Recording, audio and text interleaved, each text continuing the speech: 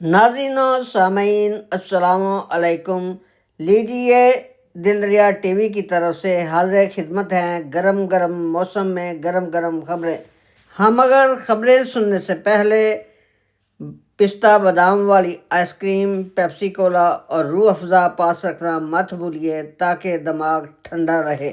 سب سے پہلی خبر جس سے آپ ہیں بے خبر، روح کو تڑپانے والی، دلوں کو گرمانے والی اور دشمن کو آگ لگانے والی۔ حالیہ پاک و ہند کی جنگ میں بہترین حکمت عملی اور جنگی و فنی مہارت و قیادت کے اظہار کے باعث مارکہ حق اور بنیان مرصوص کے تحت پاکستانی فوج نے جنرل عاصم منیر کی قیادت میں بھارت کو ایسی نانی یاد دلا دی کہ اسے ساتھ ہی چھٹی کا دودھ بھی یاد آ گیا۔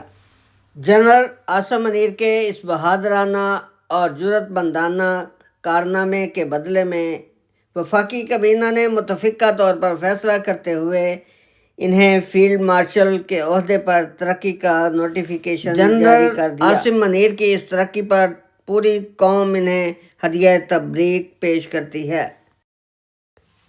اس خبر کے نشر ہوتے ہی سرحد پار انڈیا پر آسمانی بجلی آ گری اور مودی سرکار سوچ میں پڑ گئی۔ خوشیوں اور مسرتوں سے بھرپور دوسری خبر اہل مغرب کے لیے۔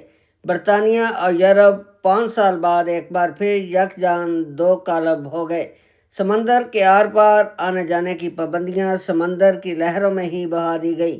باہم تجارت کے معاہدوں کا آغاز کر دیا گیا۔ ناظرین، واگا بارڈر پار سے آج کی تازہ خبر کچھ یوں ہے کہ انڈین یوٹیوبر جیوتی ملہوترا کو ناپسندیدہ قرار دی جانے والی پاکستانی شخصیت سے ملنے پر گرفتار کر لیا گیا اور 5 روزہ جسمانی ریمانڈ کے لیے پولیس کے حوالے کر دیا گیا۔ ناظرین، انڈیا کے پروفیسر کرناڈ نے پاک و ہند کی حالیہ جنگ میں انڈیا کی شکست فاش کو دیکھتے ہوئے مودی سرکار کو دونوں ہاتھوں لیتے ہوئے کہا، رافیل طیارے تو فرانس سے شوق سے لے لیے مگر ان کا استعمال فوجی پائلٹوں کی سمجھ سے بالا رہا۔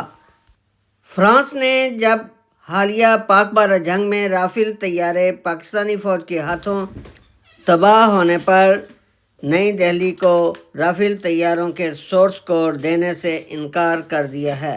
اس صورتحال کے بعد بھارت اور فرانس میں تناؤ پیچیدہ سے پیچیدہ ہوتا چلا جا رہا ہے۔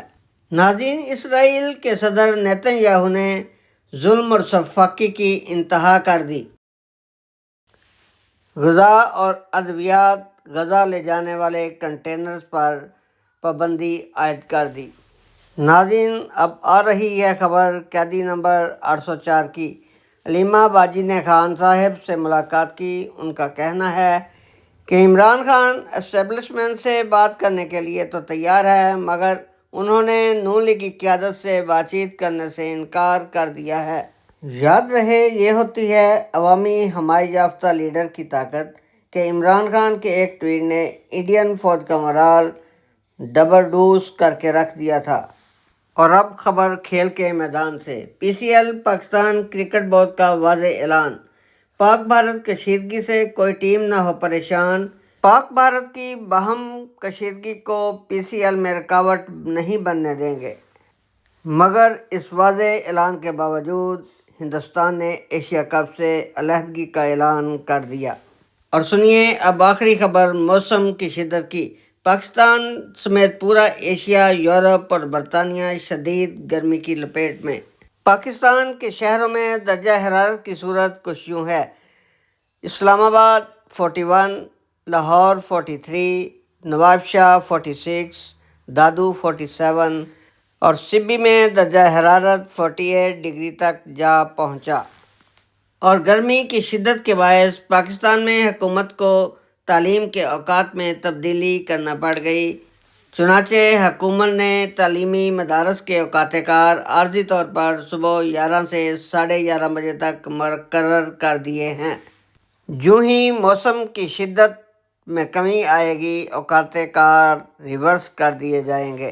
Thanks to watch and listen Dil Dariya T V.